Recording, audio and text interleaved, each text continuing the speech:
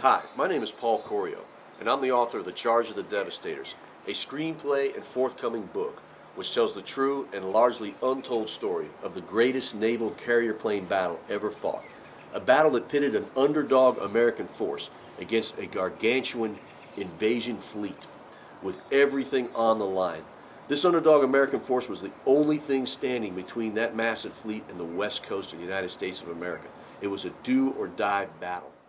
For the purpose of writing a screenplay, I spent years researching this subject and traveling across the country attending reunions and commemorations and interviewing as many veterans as I could find to get first-hand accounts of what it was like to be aboard the American ships and planes that fought in this epic Battle of Midway.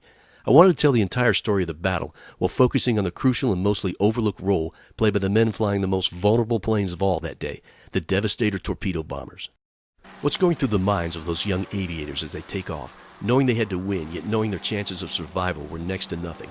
What was it like for sailors and crew to watch the awesome spectacle of the carrier plane launches that day, knowing many of their buddies were taking off into eternity? What was it like to be in a Devastator squadron, alone, without escort, charging in at wave-top level, desperately trying to get to the enemy carriers as flak explodes everywhere and fighters swarm in? The screenplay that resulted from my extensive research answers all these questions. Virtually 100% of the combat sequences are based on first-hand accounts of the men who were there. No Hollywood embellishments needed for these astounding but true stories of heroism, courage, and sacrifice are the likes of which an army of writers could never come up with.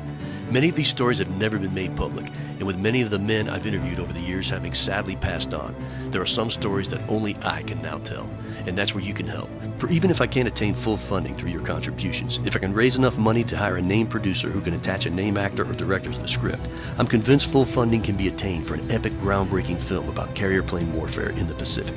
In this film, you learn all about Lieutenant Commander John Waldron of Torpedo 8, who after losing an argument with his superiors over the proper course to take to find the enemy, was then left with an excruciating decision. He could stick with the air group on what he thought would be a flight to nowhere, or he could risk court-martial, break from the group, and lead his 15 Devastators on the course his Sioux Indian instincts would take him, knowing that if his hunch was right, his squadron would charge in alone against the greatest armada ever to sail, meaning almost certain death to himself and the 29 beloved boys he trained up. You learn the unknown story of how his single decision set in motion an amazing sequence of events that led to the incredible American victory. Then there's Lloyd Childers, who after Pearl Harbor was hit, does all he can to get into his younger brother Wayne's squadron to fight alongside him, a move that placed him in the backseat of a death-trapped Devastator on that June 4th day, his 21st birthday. Wayne watches Lloyd give the Boxer's victory salute as his Devastator launches from Yorktown.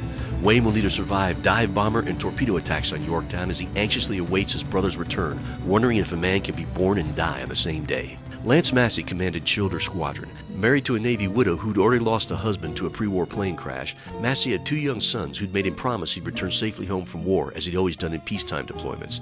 Massey had let him barely survive the Navy's first airborne torpedo attack just 3 months prior, and he well knew that going up against the cream of the Japanese Navy gave him little chance of keeping his promise to his sons.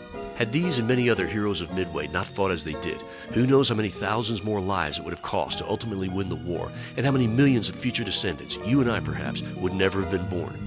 We need to honor and pay tribute to these brave men to whom we owe so much. All these men, their names should be household names, and that's what I want to do. We owe our freedom. Everybody watching this today, we owe our freedom to these men. I want to make their names household names, and you can help me do it. It's a great story. It needs to be told. So many of these veterans, there's so few of them left. Let's get the story told for them and for the men who went on before them, and for the men especially who sacrificed on that day. Help me tell this story. I appreciate it. Thanks.